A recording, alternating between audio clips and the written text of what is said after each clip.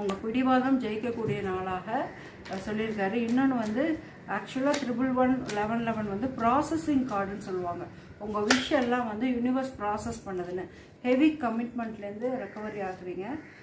So இனிமேல் வந்து உங்களுக்கு அந்த வலுக்கட்டாயமான இது இல்லை அப்படிங்கிறத சொல்கிறாங்க.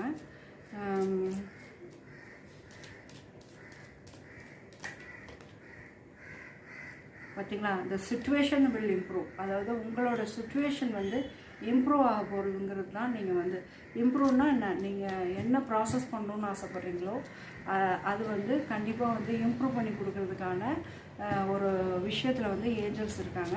அதனால் நீங்கள் வந்து ரொம்ப ஹாப்பியாக இருக்கக்கூடிய டைமு. அடுத்து வந்து கீப்பரில் என்ன வருதுன்னு பார்க்கலாம். மெச்சூருமே